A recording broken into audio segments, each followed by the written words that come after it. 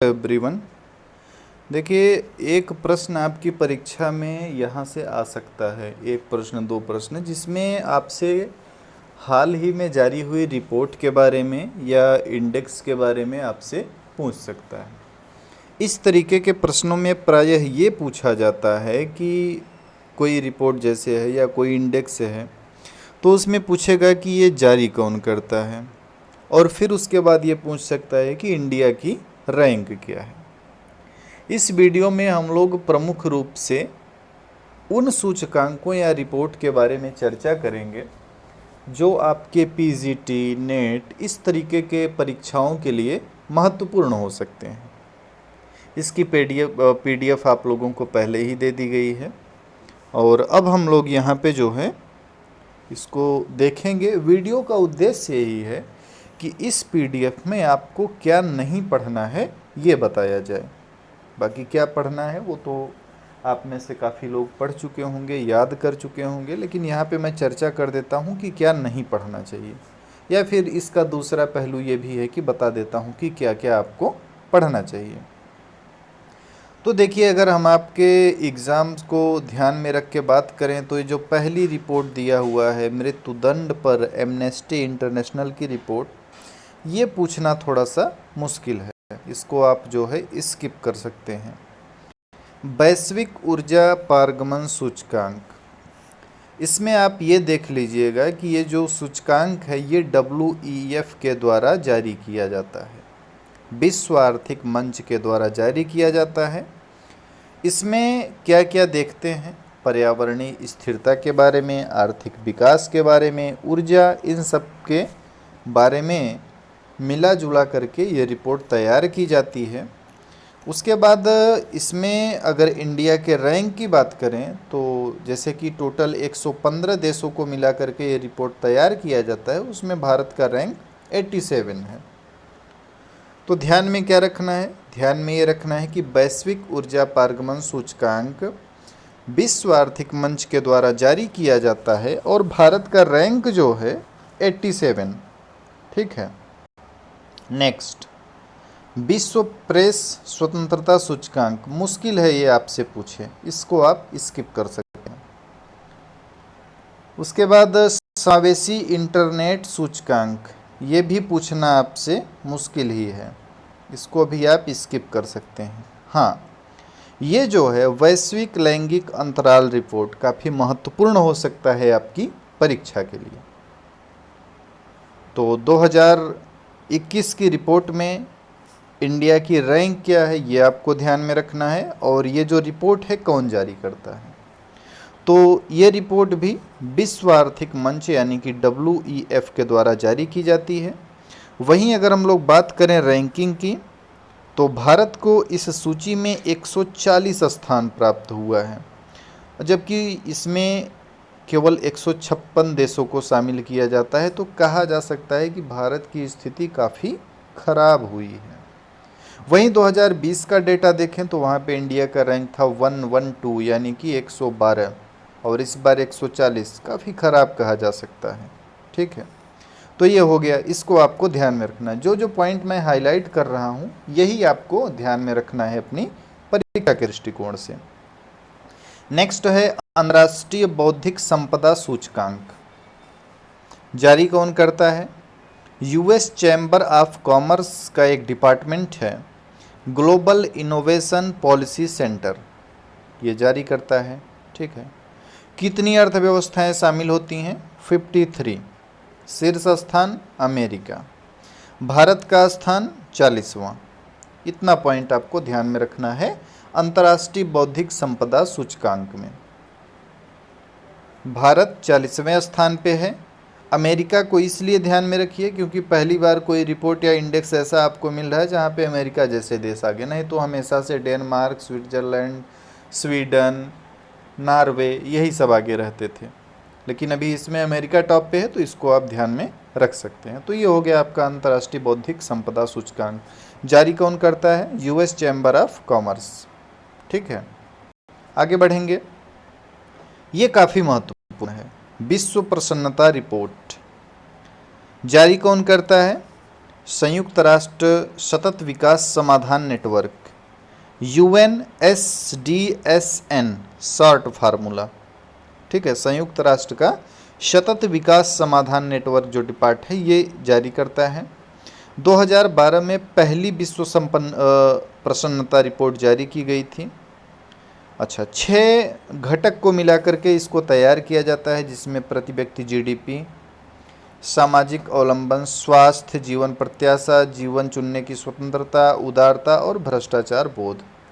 तो ये सब तो ठीक है, ध्यान में रखिएगा, मैं भी आपसे पूछ सकता है, लेकिन सबसे बड़ी बात ये है कौन जारी करता है, इसको ध्यान में रखेंगे। उसके बाद रैंकिंग पे आ जाते हैं। चलिए,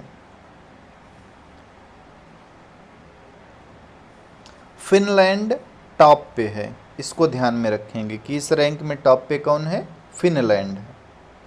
उसके बाद ध्यान रखेंगे आप इंडिया का रैंक क्या है। तो 2021 के अनुसार भारत 139वें स्थान पे है।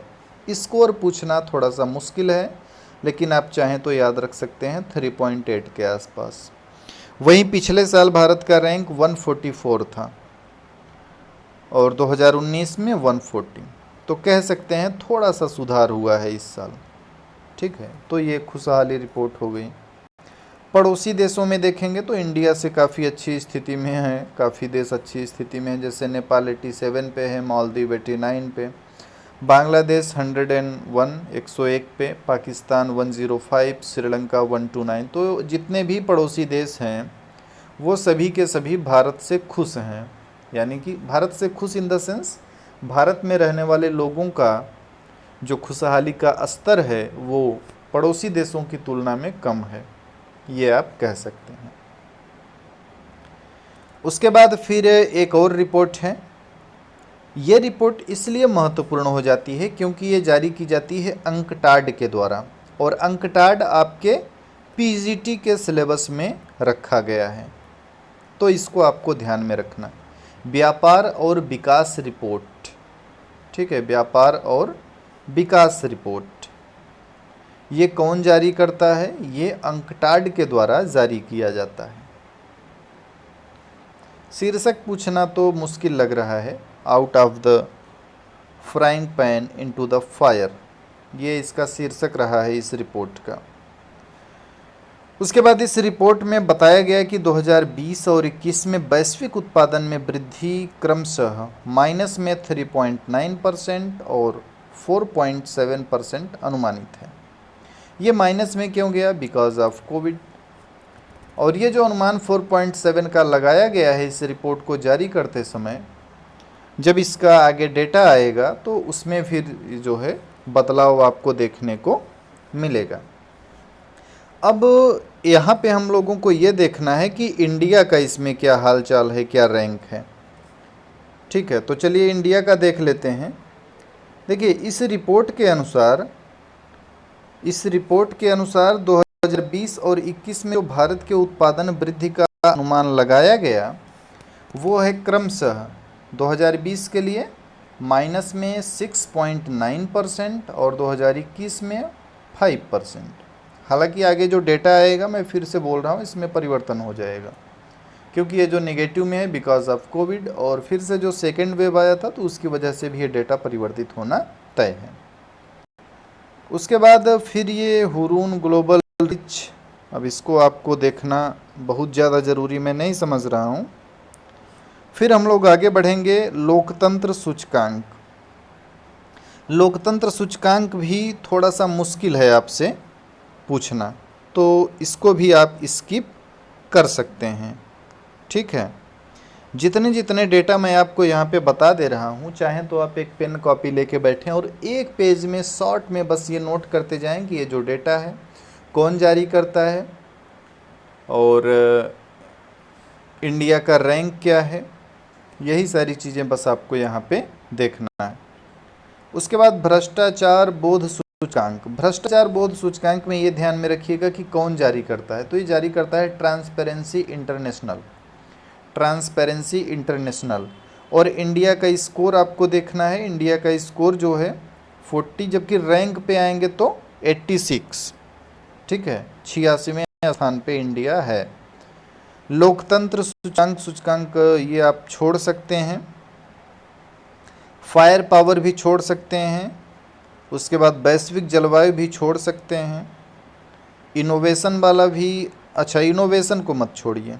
ये है भारत नवाचार सूचकांक, इंग्लिश में बोलें India innovation index. India innovation index जो है ये नीति आयोग के द्वारा जारी किया गया, नीति आयोग के द्वारा जारी किया गया, ठीक है। उसके बाद आपको यहाँ पे क्या देखना, ध्यान में क्या रखना है, इस सूचकांक में भारत के 28 राज्य और जितने भी संघ राज्य क्षेत्र सभी को शामिल किया गया। अब यहाँ पे ध्यान में क्या रखना है, यहाँ पे ध्यान में ये रखना है कि बड़े राज्यों में उत्तर प्रदेश का 9वां स्थान है, ठीक है, और अंतिम पे बिहार जो है, मतलब अंतिम 17वें पे बिहार है। उसके बाद संघ राज्य क्षेत्र में दिल्ली शीर्ष पे है और अंतिम पे है लक्षद्वीप। तो इस तरीके से जो है ध्यान रखेंगे। सबसे टॉप पे अगर बात करें तो सबसे टॉप पे इस सूची में कर्नाटक है। तो अगर आपसे प्रश्न पूछता है कि नीति आयोग के द्वारा जारी किए जाने वाला जो सूचकांक है ये, इस सूचकांक में टॉप पे कौन है, तो इस सूचकांक में टॉप पे कर्नाटक है। बस इतना ध्यान में रखिएगा। पूछने को यही पूछ सकता है कि इंडिया इनोवेशन इंडेक्स किसके द्वारा जारी किया जाता है, नीति आयोग द्वारा। टॉप पे कौन सा राज्य है, टॉप पे कर्नाटक है, ठीक। अब आगे पासपोर्ट सूचकांक आपसे पूछेगा नहीं। कोविड-19 प्रदर्शन सूचकांक, ये थोड़ा सा नया कॉन्सेप्ट है तो थोड़ा सा देख लीजिएगा। ऑस्ट्रेलिया के सिडनी में एक संस्थान या इंस्टीट्यूट है, लोवी इंस्टीट्यूट, तो इन्होंने कोविड-19 प्रदर्शन सूचकांक जारी किया। इस सूचकांक में प्रथम स्थान पे न्यूजीलैंड है और वहीं भारत का जो स्थान है वो है 86। और पूरे कितने देश इसमें शामिल हैं, 98। तो ये कोविड वाला याद रखिएगा, मैं भी आपसे पूछ ले। अब सारे सूचकांक को हम लोग शॉर्ट में देखेंगे। देखिए, जलवायु परिवर्तन प्रदर्शन सूचकांक छोड़ सकते हैं इसको। वैश्विक शांति सूचकांक ये कौन जारी करता है, ये देख लीजिए। ये जारी करता है institute for economics and peace. India का रैंक है 139। वहीं 2019 में क्या था, 141। भ्रष्टाचार बोध सूचकांक ट्रांसपेरेंसी इंटरनेशनल के द्वारा जारी किया जाता है और भारत का रैंक इसमें है 86। वैश्विक प्रतिभा प्रतिस्पर्धा सूचकांक NCW, इसको देख लीजिएगा, बहुत ज़रूरी नहीं लग रहा। लोकतंत्र सूचकांक द इकोनॉमिस्ट इंटेलिजेंस यूनिट 53वें स्थान पे इंडिया। पासपोर्ट सूचकांक को जाने दीजिए, छोड़ दीजिए। पर्यावरण प्रदर्शन सूचकांक ये जारी करता है एल यूनिवर्सिटी और कोलंबिया यूनिवर्सिटी के द्वारा मिला जुला करके वर्ल्ड इकोनॉमिक फोरम, विश्व आर्थिक मंच के द्वारा जारी किया जाता है। इंडिया का रैंक 168। मानव विकास सूचकांक के बारे में मैंने आपको पहले ही पढ़ा दिया एक डिटेल वीडियो में, जो कि चैनल पे अवेलेबल है, वहाँ से भी आप देख सकते हो डिटेल में। शॉर्ट में देखना चाहेंगे तो इस रिपोर्ट में इंडिया को मिला है 131 रैंक। जारी किया जाता है ये रिपोर्ट UNDP के द्वारा। 179 देशों को इसमें शामिल किया जाता है। नॉर्वे इसमें टॉप पे है। वैश्विक लैंगिक अंतराल सूचकांक वर्ल्ड इकोनॉमिक फोरम के द्वारा जारी किया जाता है। इंडिया का रैंक 140। आतंकवाद को जाने दीजिए, ease of doing business report, ये भी डिटेल में चैनल पे अवेलेबल है। भारत का रैंक 63 है, वर्ल्ड बैंक के द्वारा जारी किया जाता है। ग्लोबल हंगर इंडेक्स, इसका भी चैनल पे अब डिटेल वीडियो अवेलेबल है। इंटरनेशनल फूड पॉलिसी रिसर्च के द्वारा जारी किया जाता है। भारत का रैंक 94 है, ठीक है। इसको आप भी चैनल से इसको भी डिटेल में देख सकते हैं। ऊर्जा पारगमन सूचकांक, इसको भी डिटेल मैंने बताया, वर्ल्ड इकोनॉमिक फोरम के द्वारा जारी किया जाता है। खुशहाली सूचकांक या रिपोर्ट जो है ये UNSDSN के द्वारा जारी किया जाता है। 139 इंडिया का रैंकिंग है 2020 की रिपोर्ट में। अंतर्राष्ट्रीय बौद्धिक संपदा सूचकांक 2021 ये US चैम्बर ऑफ कॉमर्स के द्वारा जारी किया जाता है। भारत का जो रैंक है वो है 40वां स्थान, यानी कि 40। वहीं 2020 में भी भारत 40वें स्थान पे ही पहुंचा था। और जो वर्ल्ड लेवल का एक इनोवेशन इंडेक्स जारी किया जाता है, देखो अभी हमने यहाँ पे आपसे चर्चा किया था भारत इनोवेशन इंडेक्स, भारत जो कि नीति आयोग के द्वारा होता था। एक होता है वैश्विक नवाचार सूचकांक, ये वैश्विक स्तर पे जो होता है, इसको जारी करने में विश्व बौद्धिक संपदा संगठन, Cornell university, institute business school, ये सब मिला जुला करके जारी करते हैं। यहाँ पे इंडिया का रैंक है 48। ठीक है, तो ध्यान में रखिएगा, भारत में जो सूचकांक ये इनोवेशन सूचकांक जारी किया जाता है उसको भी ध्यान में रखेंगे, और जो वैश्विक स्तर पे होता है उसको भी। प्रेस स्वतंत्रता सूचकांक आपके इकोनॉमिक्स से रिलेटेड एग्जाम में पूछने की पॉसिबिलिटी कम है, तो इसको आप जो है स्किप कर सकते हैं। विनिर्माण जोखिम सूचकांक, इसको भी आप स्किप कर सकते हैं। वैश्विक सामाजिक गतिशीलता सूचकांक, ये इसलिए महत्वपूर्ण हो जाता है क्योंकि ये वर्ल्ड इकोनॉमिक फोरम के द्वारा जारी किया जाता है। तो आपसे इंडिया का रैंक तो पूछना मुश्किल है, लेकिन ये पूछ सकता है कि ये जो रिपोर्ट है या इंडेक्स है ये किसके द्वारा जारी किया जाता है, तो ये जारी किया जाता है वर्ल्ड इकोनॉमिक फोरम के द्वारा। सतत विकास लक्ष्य सूचकांक, ये भी काफ़ी महत्वपूर्ण हो जाता है, और इंडिया का रैंक है 117, 117, जारी किया जाता है सतत विकास समाधान नेटवर्क SDSN के द्वारा, ध्यान में रखेंगे। उसके बाद है मानव पूंजी सूचकांक, ये काफ़ी महत्वपूर्ण हो जाता है, वर्ल्ड बैंक के द्वारा जारी किया जाता है, और भारत का रैंक है 116, 116। पावर सूचकांक को जानी दीजिए, वर्ल्ड ऑफ कॉस्ट वाला छोड़िए। जलवायु जोखिम सूचकांक जर्मन वाच के द्वारा जारी, भारत 7वें स्थान पे। और जो महत्वपूर्ण है ये है वैश्विक प्रतिस्पर्धा सूचकांक, इंडिया का रैंकिंग 43। डिजिटल प्रतिस्पर्धा आपसे पूछने के चांसेस कम है। समावेशी इंटरनेट सूचकांक इकोनॉमिस्ट इंटेलिजेंस यूनिट के द्वारा जारी किया जाता है, भारत का 49 रैंक है। विश्व आर्थिक स्वतंत्रता सूचकांक, ये काफ़ी महत्वपूर्ण हो जाता है आपके एग्जाम के पर्पज से। हेरिटेज फाउंडेशन और वॉल स्ट्रीट जर्नल के द्वारा मिला जुला के जारी किया जाता है, भारत 121वें स्थान पे है आउट ऑफ 178 कंट्रीज। महिला शांति और सुरक्षा सूचकांक, ये peace research institute of Oslo, इन सबको मिला जुला के जारी होता है, इंडिया का रैंक 133। उसके बाद एक रिपोर्ट इंडिया लेवल की जो है ये है स्वच्छता सर्वेक्षण, ये जारी कौन करता है, भारत का आवास और शहरी मामलों का जो मंत्रालय है। टॉप पे इसमें है इंदौर, ठीक है, जो कि अक्सर 2-3 सालों से है, लगातार है। सबसे नीचे पे पटना है। वहीं पे अगर हम लोग बात करें यूपी में, तो यूपी का लखनऊ डिस्ट्रिक्ट जो है वो 12वें स्थान पे इस लिस्ट में है। तो ये था ऐसे इंडेक्स या रिपोर्ट जो कि आपकी आने वाली परीक्षाओं के पर्पज से महत्वपूर्ण हो सकता है। अगर आपने ध्यान से इस वीडियो को देखा होगा और एक पेज, ज़्यादा से ज़्यादा एक पेज का काम है, उसमें आप नोट कर लेंगे, मेरी गारंटी है कि आने वाली जितनी परीक्षाएं हैं, चाहे वो आपका पीजीटी का एग्ज़ाम हो गया, आपका जीआईसी पीजीटी हो गया, आपका असिस्टेंट प्रोफेसर हो गया, ठीक है, आपका नेट का एग्ज़ाम हो गया, नेट जेआरएफ का, या फिर आपका राजस्थान का असिस्टेंट प्रोफेसर हो गया, राजस्थान का असिस्टेंट प्रोफेसर हो गया, है ना। फिर आगे उत्तराखंड में पीजीटी है, जितने भी डीएसएसबी का है, जितने भी इस तरीके के एग्ज़ाम हैं आने वाले, इस वीडियो से आपको पूरी उम्मीद है कि ज़रूर क्वेश्चन मिलेंगे, क्योंकि इसमें मैक्सिमम सभी इंडेक्स और रिपोर्ट को शामिल किया गया है। तो अगर आपने इस वीडियो को अच्छे से नहीं देखा है तो एक बार फिर से देख लीजिए, अपने किसी बुक में, नोट्स में इसको नोट कर लीजिए।